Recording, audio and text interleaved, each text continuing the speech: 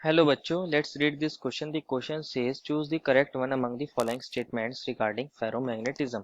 Option A, in solids, metal ions of each substances are grouped together in domains.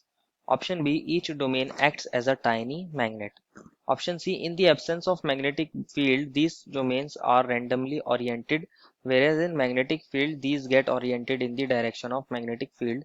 And option D, this ordered arrangement persists even after the removal of magnetic field. बच्चों हमें यहाँ चार statement दी गई है regarding ferromagnetism और हमसे पूछा गया है इनमें से कौन सी स्टेटमेंट करेक्ट होगी। तो फर्स्ट ऑफ ऑल बात करते हैं इस क्वेश्चन में हमारे की कंसेप्ट होगा हमारा फेरोमैग्नेटिज्म। फेरोमैग्नेटिज्म बच्चों एक काइंड का मैग्नेटिज्म है। इसको दोबारा से समझते हैं, इसके अंदर होता क्या है। फेरोमैग्नेटिज्म क्या होता है, इसके अंदर हमारे सॉलिड्स के अंदर मेटल आयंस प्रेजेंट होते हैं और ये जो मेटल आयंस होते हैं ये क्या करते हैं, अपनी ग्रुपिंग कर लेते हैं। इन ग्रुपिंग्स को बोलते हैं हम डोमेन, और ईच ग्रुप जो होता है या ईच डोमेन जो होती है वो as a tiny magnet behave करती है। और ये जो डोमेन्स होते हैं रैंडमली अरेंज होते हैं लाइक दिस, इस तरह करके इनका कोई अरेंजमेंट होता है। रैंडमली अरेंज होने की वजह से इनका जो नेट मैग्नेटिक मूवमेंट हो जाता है वो क्या हो जाता है बच्चों, जीरो हो जाता है।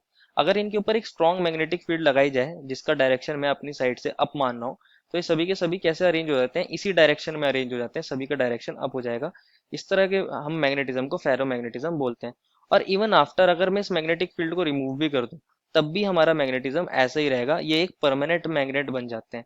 इस टाइप के सब्सटेंस को, इस टाइप के मैग्नेटिज्म को फेरोमैग्नेटिज्म बोलते हैं। तो स्टेटमेंट ए में कहा था कि मेटल आयन ग्रुप करते हैं डोमेन्स में, ये बात सही है। और सेकंड स्टेटमेंट में कहा था डोमेन्स टाइनी मैग्नेट की तरह बिहेव करती हैं, ये बात भी बिल्कुल करेक्ट है।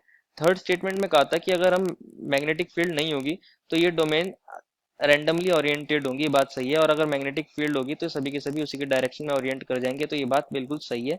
और फोर्थ में हमें कहा है कि ये जो अरेंजमेंट है ये परसिस्ट करता है, मतलब रहता है, अगर हम मैग्नेटिक फील्ड को रिमूव कर देंगे, तो ये बात भी सही है। Therefore all the options are correct. The final answer is A B C D. I hope you understood it well and best of luck.